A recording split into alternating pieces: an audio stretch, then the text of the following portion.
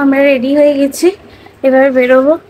কিন্তু এত কষ্ট হচ্ছে বাচ্চাটার জন্য। ঘরে এক শ্বশুর শাশুড়ি সাথে থাকবে, সব সময় তো ফার্স্ট ক্লাসে যাওয়া পসিবল না। ওদের জন্য রেল কোম্পানি যদি অন্য কোনো ব্যবস্থা করে, যে আমাদের মতো সাধারণ মধ্যবিত্ত মানুষ পেটদের কিভাবে নিয়ে যাব, সবার কি সম্ভব ওরকম ফার্স্ট ক্লাসে যাওয়া? হ্যাঁ, মনটা ভীষণ খারাপ লাগছে। দেখছি পরের ট্রিপে যদি ওকে নিয়ে যাওয়া যায়। অ্যাট লাস্ট আমরা চলে আসলাম হাওড়াতে। যাবে তো কততে দেবে ট্রেন?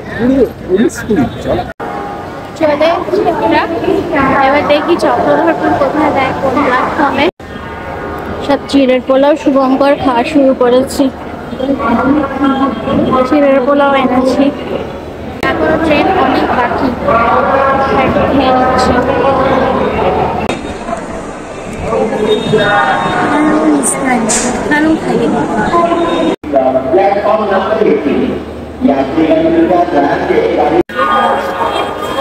আমাদের ট্রেন 20 নম্বর প্ল্যাটফর্মে দিয়ে দিয়েছে। ট্রেন ঢুকছে, 20 নম্বর প্ল্যাটফর্মে দিয়েছে, 19 নম্বর প্ল্যাটফর্মেও দেয়। চক্রধরপুর এই ফার্স্ট যাচ্ছি আমরা। কি প্রচন্ড গরম, ঘুমিয়ে গেছি। অপেক্ষা করছি, জানি না কখন ট্রেনটা ছাড়বে। আসছে কিরকম আদি মানবের মতো আসছে ট্রেনটা।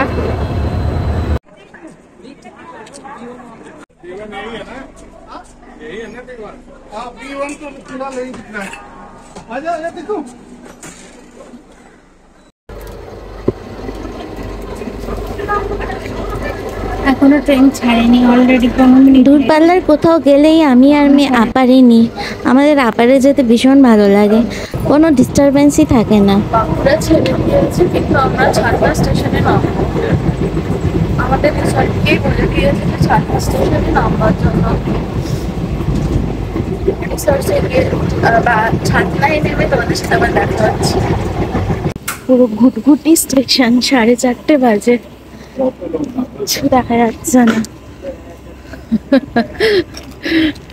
এখন কি অটো টটো কিছু পাবো তো? 46 বাজে, পুরো স্টেশনটা শুনশান।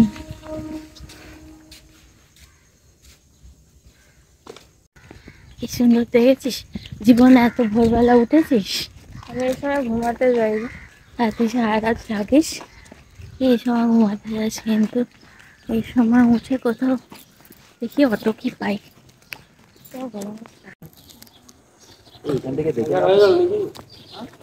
এখান থেকে ট্রেনের টাইমটা একবার দেখে নাও দিদি। আমার ট্রেনের টাইম ব্যাগই রয়েছে, এই ফোনেই রয়েছে, আমি কেন দেখতে যাবো? একটাই টোটো দাঁড়িয়ে আছে।